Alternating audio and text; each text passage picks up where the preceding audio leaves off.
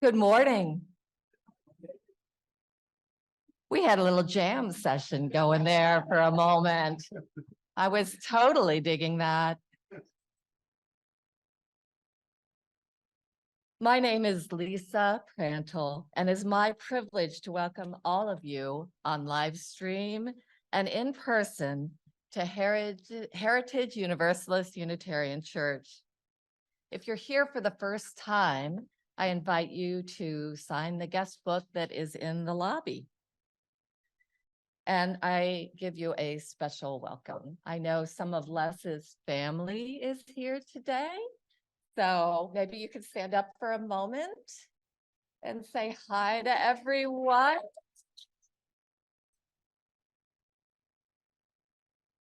Welcome. We're so glad you're here. If you have any questions about Heritage, our board greeter, John Sandman, is available to talk to you after the service. He's right back there. Please take a moment now to silence or turn off any electronic devices. The announcements in the bulletin, as well as on huuc.net website, offer information on upcoming opportunities and activities, and there are many to explore and enjoy. As we gather today to celebrate the love that is the spirit of this church, a love and church that unwaveringly lifts, holds, comforts, informs, and celebrates us all. I think of Sally Atkins' poem, "Tell Me," she said, and all the ways in which we at Heritage are a community together. In the poem, Sally asks, "What is the story you are telling? What wild song is singing itself through you?" She then invites us to listen, writing, "In the silence between, there is music. In the spaces between, there is story. It is the song you are giving now. It is the story of the place where you are." Here we are today with our stories, our listening selves, and importantly, today as we honor the retirement of our music director, Les Tacey. Hi, Steph. Steph Les is retiring. Importantly, we are here with music and song. And now here is Reverend Bill Gupton with our call to worship.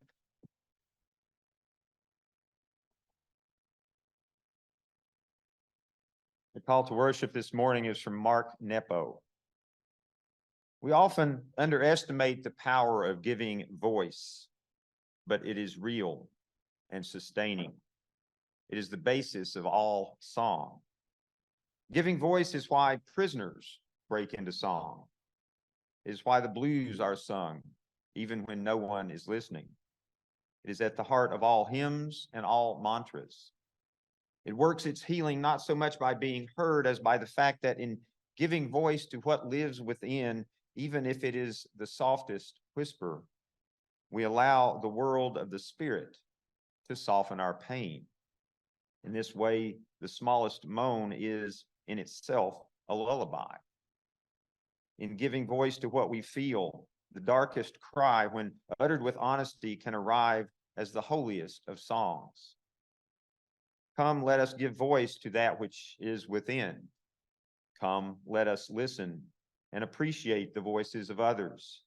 And come, let us worship together in community.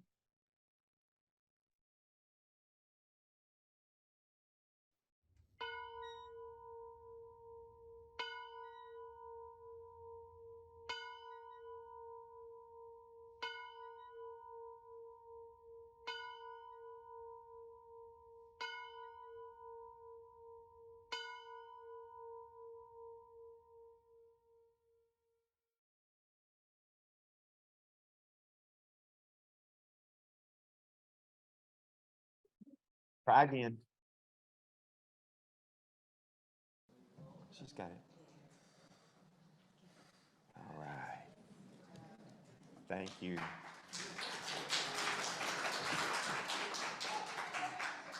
As we begin our celebration of the joy of music this morning, I can think of no better opening hymn than Over My Head, which happens to be both number 30 in your hymnal and number 1, or maybe at least in the top 5 of Bob Lamb's favorite hymns.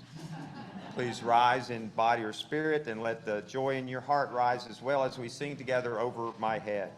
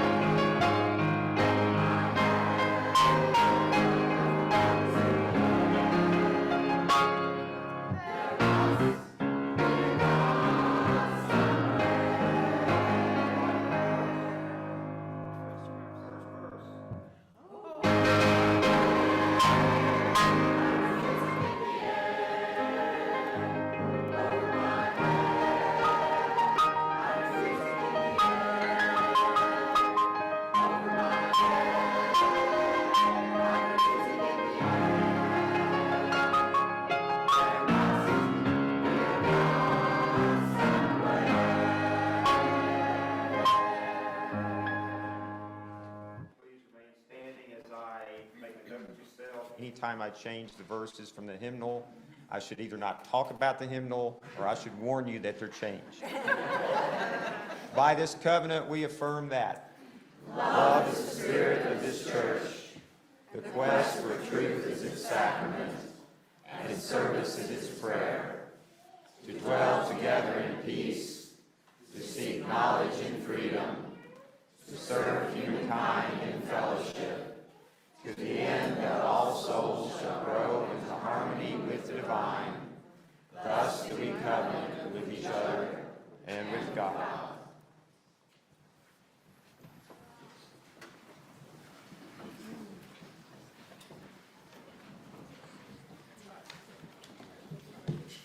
Good morning, all. Good morning. When I was in my mid-20s, I volunteered at a camp for kids whose parents were incarcerated. And one year, I had the privilege of being paired with a camp counselor who was training to become an opera singer. And he sang everywhere. Like, he sang pop music, he sang operas, he sang things that I'm not actually sure included words, but there was always singing.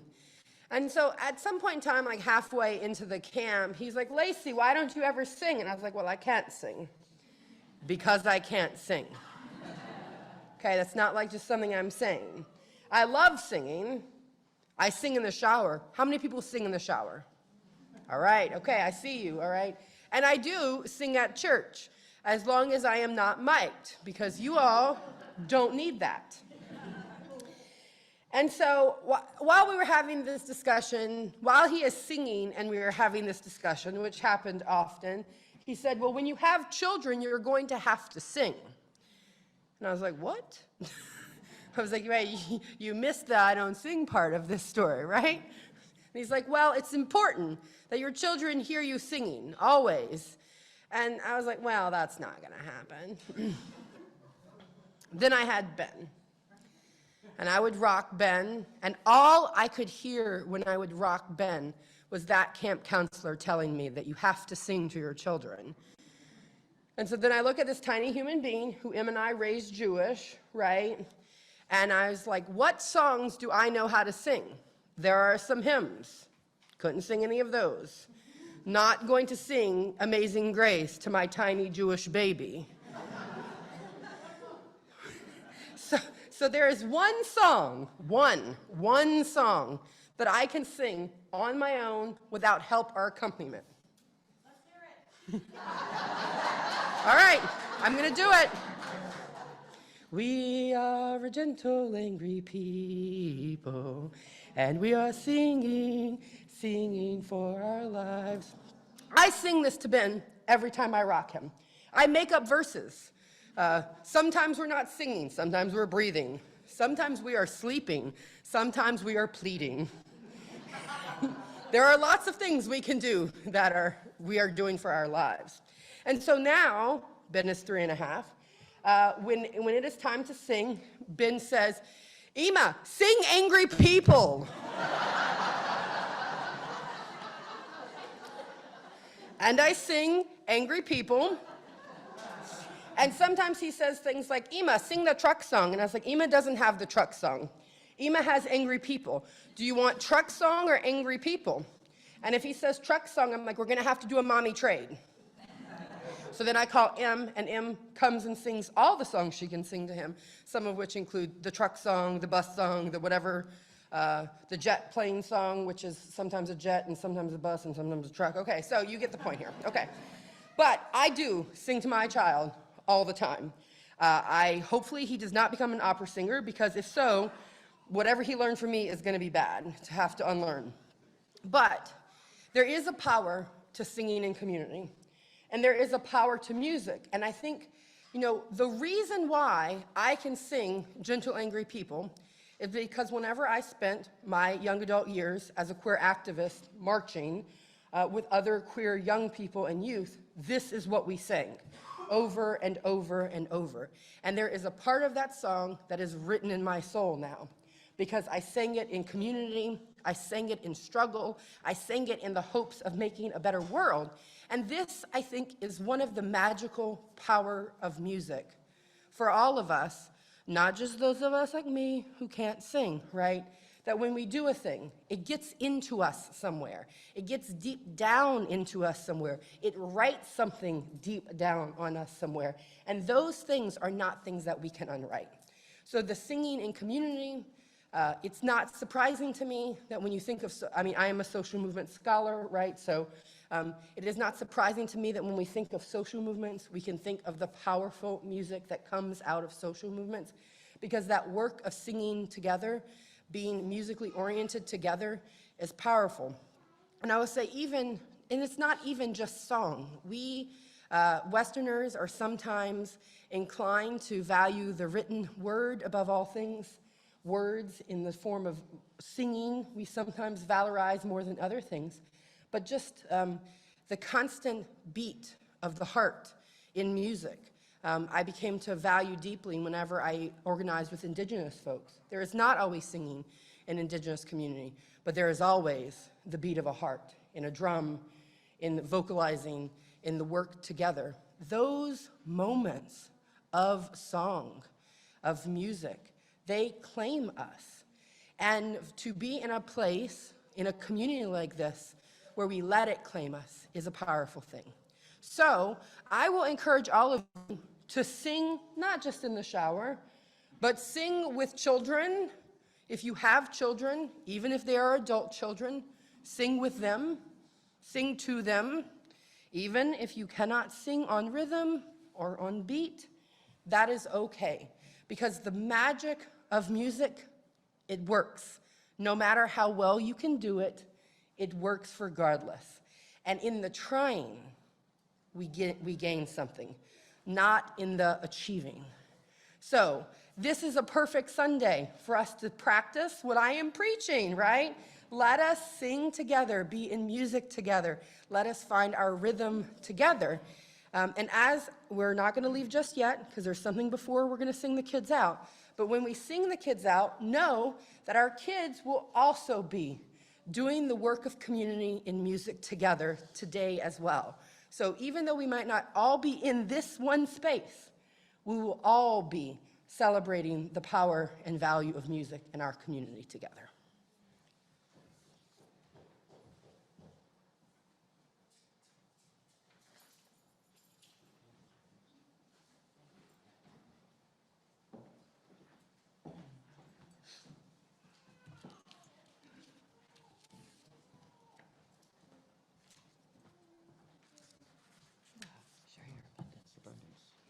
Okay.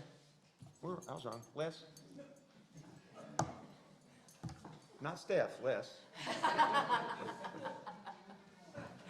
That was definitely a Freudian slip there. She's done so much for me in my role as the music director. My sister, Charlotte Tacey Holliday, founded the Tacey Foundation back in 2008. It was named after her daughter, whose first name is Tacey, last name Holliday, and then, of course, the Tacey family as well. It's now in its 15th year, and it continues to provide musical opportunities for young people. It's a nonprofit, and all the donations provide direct service because there's no paid staff. Children and teens of all musical levels are able to be the star of educational programs and mentoring efforts and performance opportunities and recording and compositions. Our student volunteers in this organization provide music performances, including works that they have actually composed themselves, and they uplift the spirits of those battling illness or loneliness or isolation or poverty. And they now, due to the efforts of our son Michael Tacey, use the QR code technology to access the musical contributions that these students bring to us. We also have a program called Piano Pals that goes into economically disadvantaged schools and provides piano mentoring for those students. And our musicians perform well over 100 performances a year at hospitals, retirement homes, and community centers, and supported housing facilities. Another sister of mine, Claudia Tacey Scott, has recently retired from the Navajo Reservation out in Chinle, Arizona, and she put an effort together, also endorsed by the Tacey Foundation, called Reading Express, which brings stories of life and skillful storytelling and acting and music to the Navajo children. And then we also have a Composer Circles program, which is led by Michael Tacey, where our students learn how to compose and they learn how to foster their own musical creativity. So I thank you for your consideration today of this particular organization, and I'm happy to be able to introduce it to you, the Tacey Foundation. And while we're accepting this offering, we're going to hear an excerpt of a video of one of those students, one of those Composer Circle students, Lumina Zhang.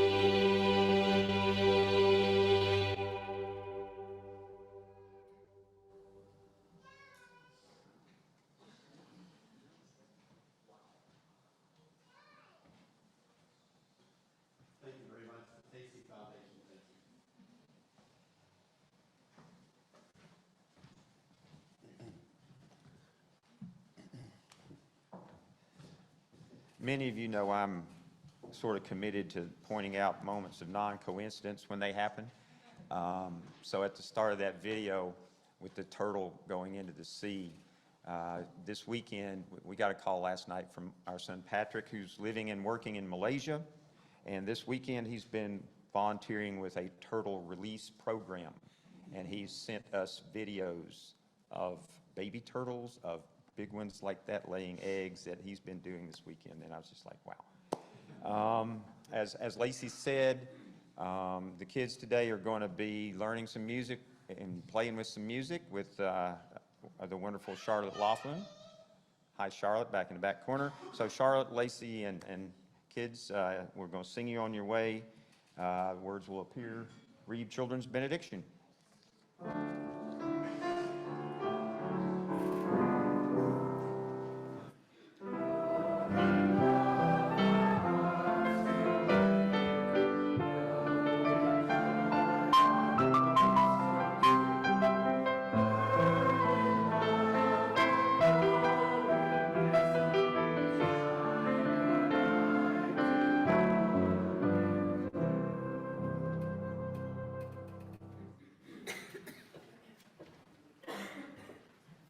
Allow the energy in the sanctuary to shift and allow yourself to feel that change.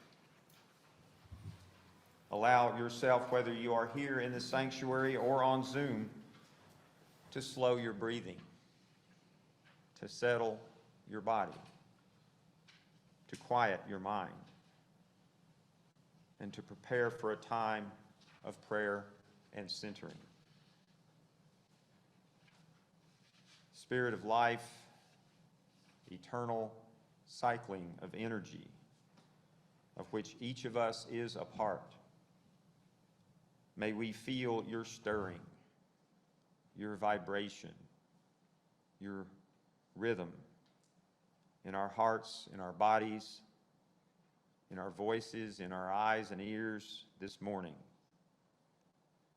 May we experience ourselves as that timeless movement and rhythm that is reflected in our music today, in the music that we sing and hear and celebrate this morning, and also in the music of our lives in the days and weeks ahead.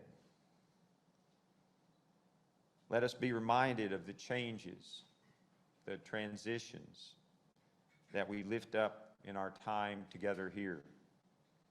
Changes and transitions that are but part of the dance of the Spirit, the dance of life that moves to the rhythm of a music more profound, more deeply interwoven within all that is than we can possibly imagine, than we can ever possibly know.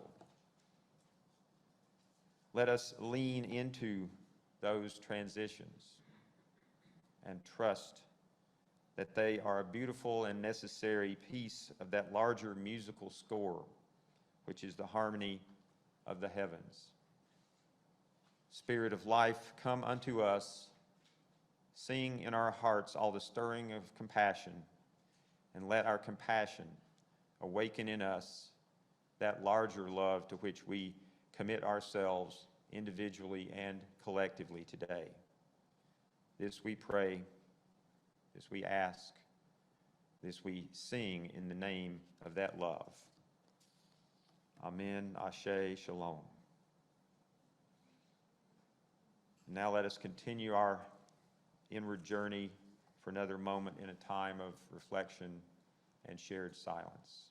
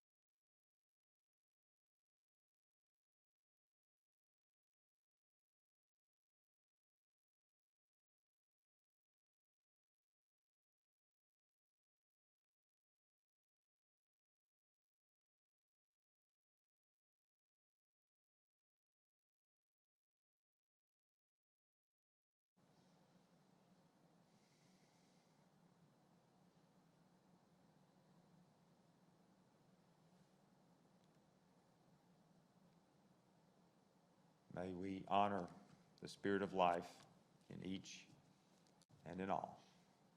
Salam. So it has been said that the silence in between notes is part of the music, and so too what we just did. If you're seated here in the sanctuary, I invite you to take out the hymnal under your seat and turn to number 86, and we're not changing anything. Those on Zoom or those inclined not to use a hymnal can find the words to this hymn of response in front of you. So softly and mindfully as you can, remaining seated, let's sing together a hymn that was composed by our own beloved former music director, the late Shelley Jackson Denham, Blessed Spirit of My Life.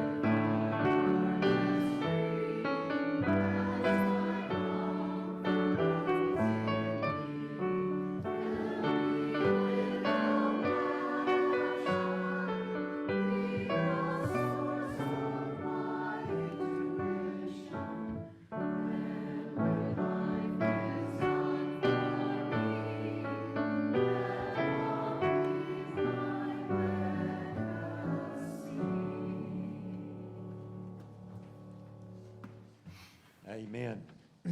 Let love be our legacy. I don't know about you, but I am so grateful this morning for the legacy, not just of love, but of beautiful music and of a commitment to a music program that was bequeathed to us here at Heritage Church by Shelley Jackson Denham. She left us and Unitarian Universalism a wonderful gift. 5 of her compositions appear in our UU hymnal. Even more are in our own choir files, and every time we sing her compositions, our hearts are filled with great pride. Talk about a legacy.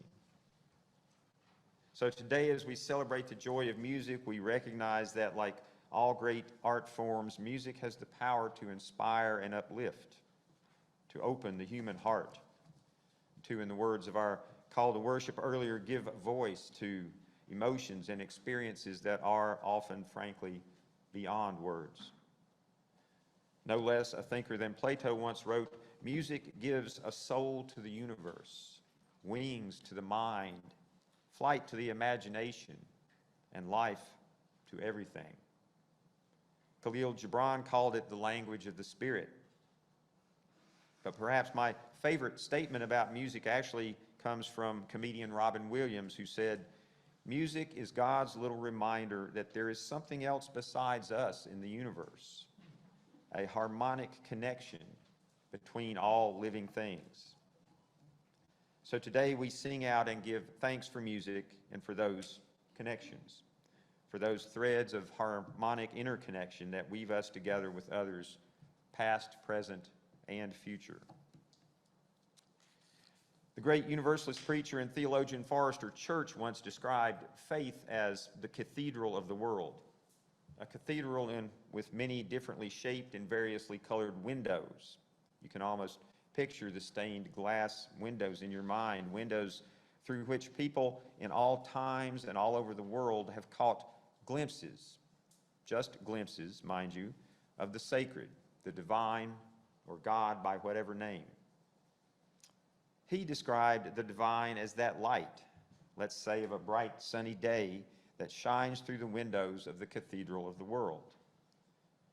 Depending on where you're sitting and which window you're looking at, the light may appear different to you than it does to your neighbor. Yet there is really only one light. We can actually do that sitting here in the sanctuary. We don't have stained glass windows, but we do have a bright sunny day. We've got a dozen or more windows. Look out one, try to look out a different one than maybe the person near you. Or look out 2 or 3 and see how the light looks different. But Forrester Church's point is that it's all the same light. And that's how we kind of experience the divine. It's all one, but we experience it differently depending on the windows we're looking through. So 2 decades ago, shortly after I arrived at Heritage, we hired a music and choir director named Clay Pendergrass.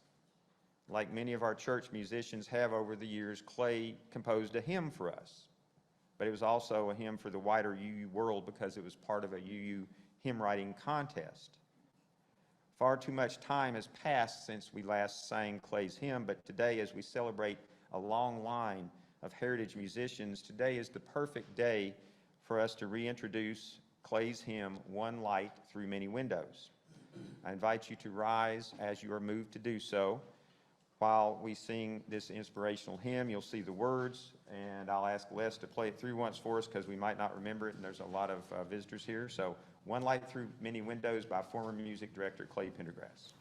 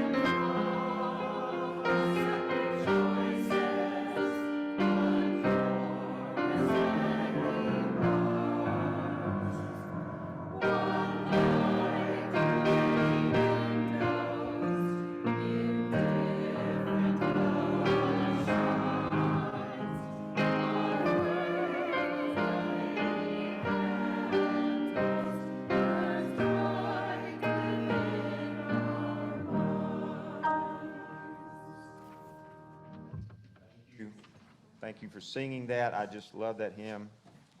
It's so beautiful. Now, isn't it amazing the power music has to create emotions? I can kind of hear that melody sometimes in my head and I get teary. It calls forth, music does, something that's already there inside us. Some feelings that have been there all along, sort of like the Spirit itself. Now, my own love affair with music goes way back to childhood. I remember being a little boy, a couple of months shy of 6 years old, when my family was watching the Ed Sullivan Show one fateful night. And on our little black and white television set, I was mesmerized by the sound coming out of those tiny speakers. The harmonies. Oh my God, the harmonies. I was drawn to the excitement of the crowd that you could pick up from 1,000 miles away through this little television. I was surprised and a little bit thrilled by the almost tangible disapproval, not only of Ed Sullivan, but of my father. Here was something very powerful indeed. Here was something I felt drawn to like a magnet, an invisible force that I wanted more of. As I said, it was shortly before my birthday, and sure enough, 2 months later, I got my own little record player and a record. No, it wasn't a Beatles record. This is the record. Peter, Paul, and Mary's Puff the Magic Dragon. I suppose my parents thought it was a song for little children, which on one level it was. Now, I hear you all laughing, and I know what you're thinking. Because some people, not the musicians themselves, it should be noted, will claim that this song is about drugs, which it definitely is not. Puff the Magic Dragon is a song about growing up, about the loss of innocence. It's a song about love and friendship. It's also a song about the fact that dragons live forever, but not so little boys. It's a song that always made me cry and frankly still does. And I absolutely loved that it made me cry. In truth, this song, this record, more so than any Beatles song, pretty much set me on the course of my life, and much later defined the course of my fatherhood when I played it over and over for Patrick, because everything is a circle. Music, beautiful harmonies, life, love, death, it's all there in 3 minutes and 20 seconds that you can listen to over and over and over again. How could anything be any better? And that's how it all began, my love affair with music. Over the next few years, I started collecting records. I went through one needle and then one turntable after another. I demanded that my parents turn on the radio to the local top 40 station every time we were in the car. And I was in junior high, I went to my first concert. Now get this, the band Blood, Sweat, and Tears, and admit it if you know the band Blood, Sweat, and Tears, this was my first concert. They actually played a concert in my junior high school gymnasium in a little town in Tennessee. And a couple of years later, our area sort of became a stopping point on tours when a nearby town built a smallish, capacity 6,000, indoor arena/concert venue, and suddenly all the bands that I was hearing on the radio, except maybe for the Rolling Stones, came to play there. Again, in a little town in the mountains of East Tennessee. And so by this time, I was the editor of my high school paper, and voila, thus began a career, or a sub-career, a partial career, as a music writer, reporter, and critic. Because when you can't sing or play an instrument, Lacey, and you have writing skills, you can write about it.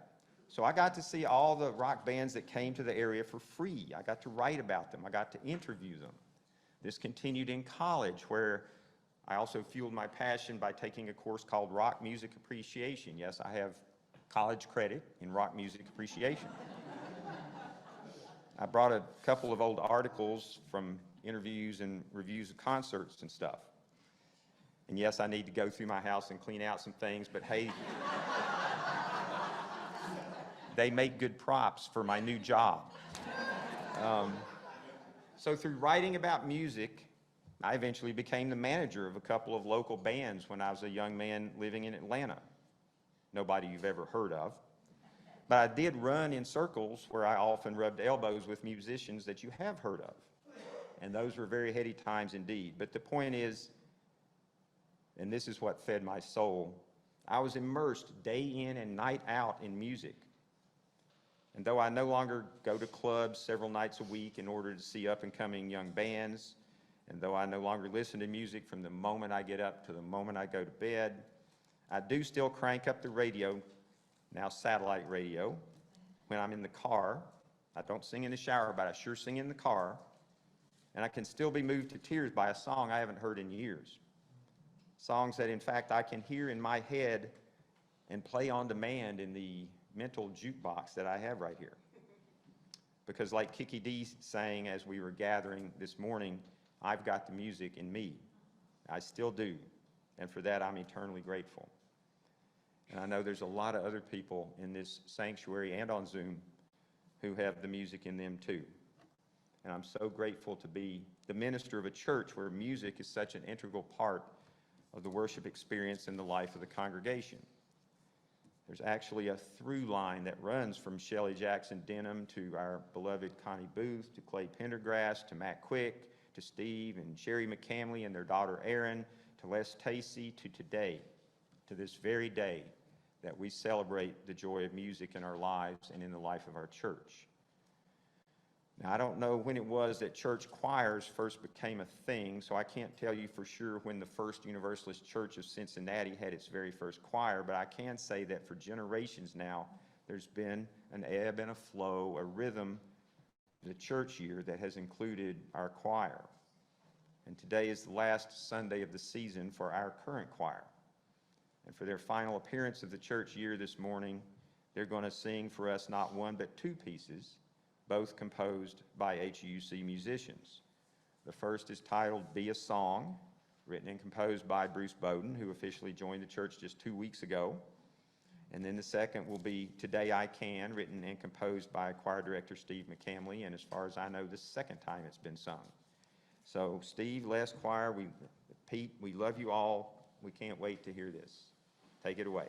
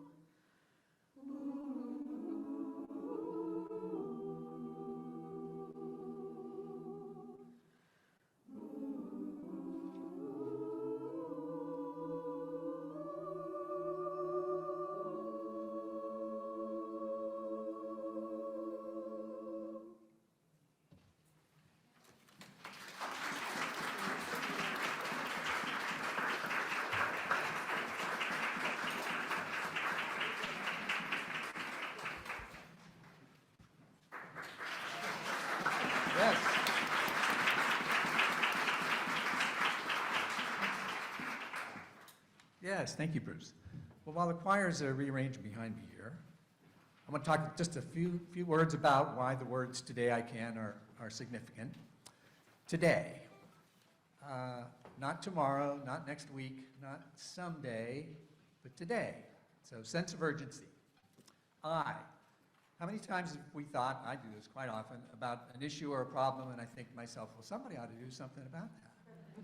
Well, the somebody is us, in the mirror, look in the mirror. You, me, I. Today, I. So, sense of responsibility. And can, that's a sense of possibility. We can do or not do, right? It's a choice. So today I can. The first verse we're going to sing in unison so you can hear the melody, and the words will be projected up there, and I invite all of you to sing along as you are willing and able.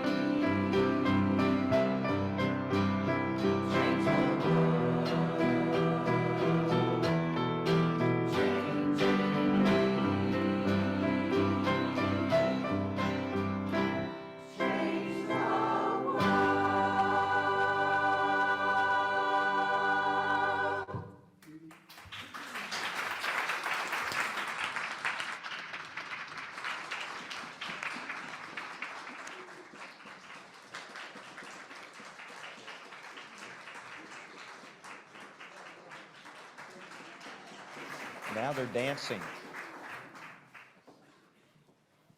Now they're dancing. The 2022-23 HUC Choir.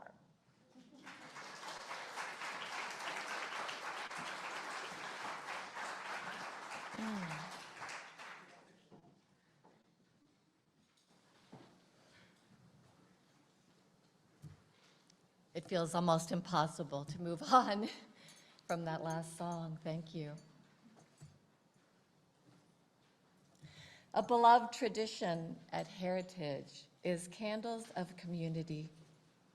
In community, we light a candle for our joys and sorrows, supporting each other in what we know is true of us and of this church: love, kindness, compassion, caring, and the mutual strength of community. First, I'll read those joys and sorrows that were sent in through email this week. Then I'll invite those in the sanctuary to come forward and speak your own joy or sorrow into the microphone. Please tell us your name and be brief and succinct in your sharing. After our in-person candles, the chat will be open for those attending on Zoom to type in a joy or sorrow, and I will read aloud what is shared there.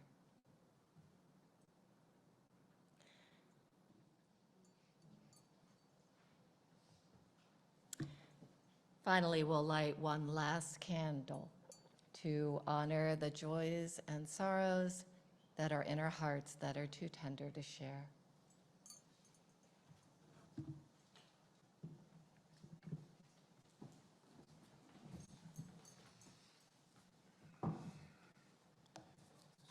And so we come to the portion of the service that no one really wants us to come to, including a gentleman named Les Tacey. Yesterday, when I asked him how he was feeling the day before his official retirement from the staff of Heritage Church and as our church musician, he shared with me, or reminded me really, that he doesn't like having a fuss made about him. Now that fuss started about an hour plus ago, and it's going to go on for a little bit longer, Les, so just hang in there. And remember that we do this because we love you. We do this because we appreciate you. We do this because we are blessed by you. So Les, it is now my solemn duty, our solemn duty, the community that is Heritage, to recognize and honor your retirement from the position of music director at Heritage Church. To thank you for the countless Sunday mornings of skillful and spirit-filled piano playing and guitar playing and singing and leading us and teaching us, and for all the weddings and memorial services, the parties and the church events, for giving of yourself to us and to this church in what you so aptly called all those years ago when I first met you, music ministry. Your music ministry has been such a blessing to this community, and we are eternally grateful to you for it. Now, Steve McCamley has a couple of things I think he would like to say. So, Steve.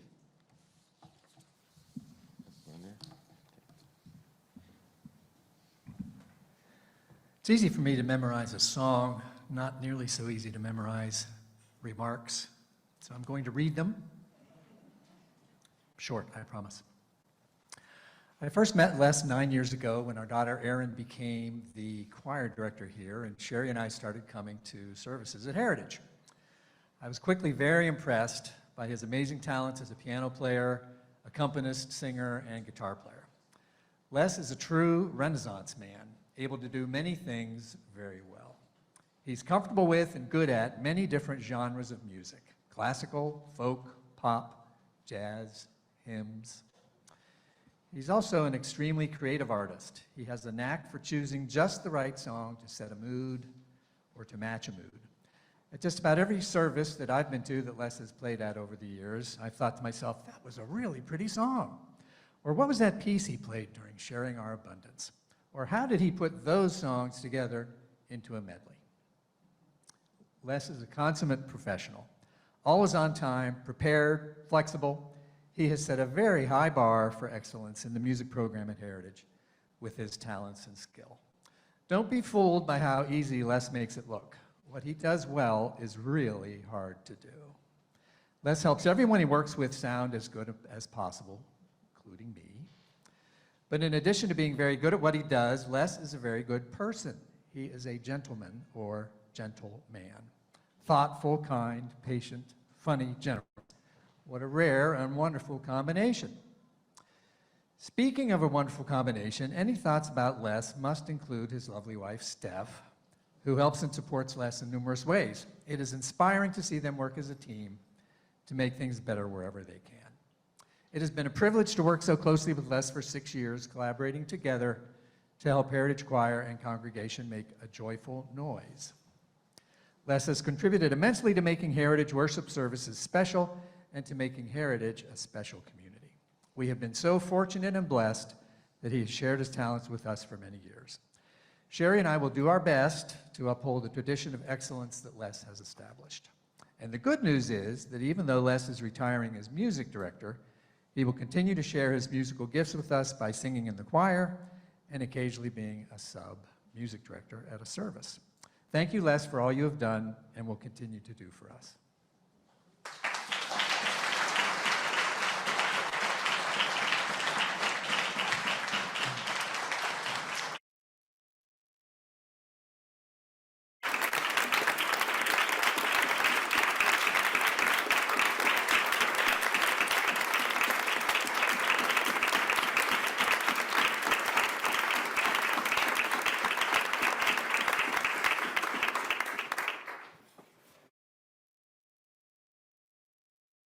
The fact that Les will continue to be around. I officially retired you a few moments ago, as you might have noticed, but now Les is going to play for us. Your presence is requested at a reception in the Great Hall following the service, where once again we can embarrass Les with short speeches, but at that point at least make it a little sweeter with a very special cake that we'd like for Les to cut. But for now, play a song for us, please. I invited Les to choose the song of his choice and was delighted that he chose a piece by an artist we both really love, the Irish singer-songwriter Enya. This is titled Pilgrim. And this is a good song because it's a song to me that speaks about transitions, which is what I'm going through, and perhaps all of you can relate to that in some fashion. If you know it, feel free to sing along or hum along. It's by Enya. Pilgrim, how you journey on the road you chose to find out why the winds die and where the stories go. All days come from one day, that much you must know. You cannot change what's over, but only where you go. One way leads to diamonds, one way leads to gold, another leads you only to everything you're told. In your heart you wonder which of these is true. The road that leads to nowhere, the road that leads to you. Will you find the answer in all you say and do? Will you find the answer in you? Each heart is a pilgrim, each one wants to know the reasons that the wind dies and where the stories go. Pilgrim, in your journey you may travel far,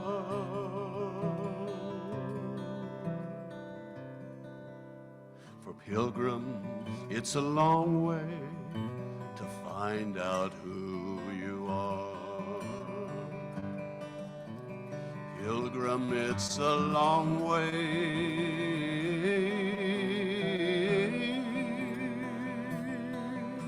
to find out who you are.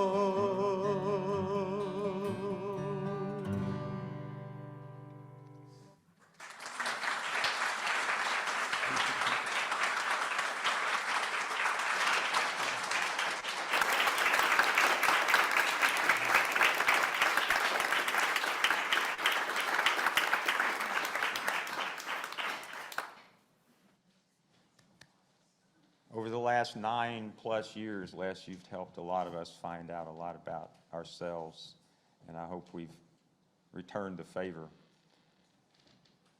You know, the program says closing thoughts right now, but the only thoughts I have are gratitude and love for you. So it is fitting and appropriate that we conclude our service today by singing all together, by singing another song by the late Shelley Jackson Denham, who was our music director long before I ever came here. But some of you remember her here. I remember her elsewhere. This hymn is titled, "We Laugh, We Cry," which pretty much sums it all up, doesn't it? This Sunday and every Sunday, we laugh, we cry, and we share this wondrous, mysterious journey we call life. So we'll be singing the first 3 verses of "We Laugh, We Cry." It's number 354. Please rise in body or spirit.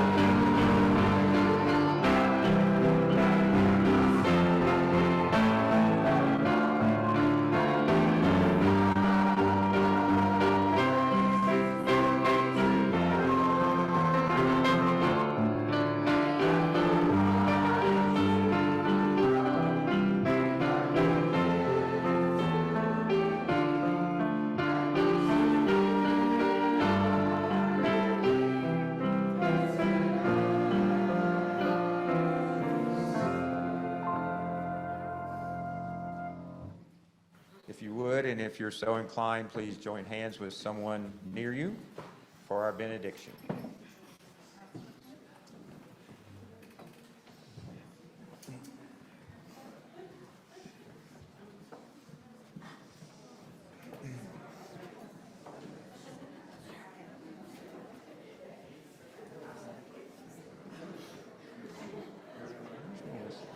Melissa go? There she is.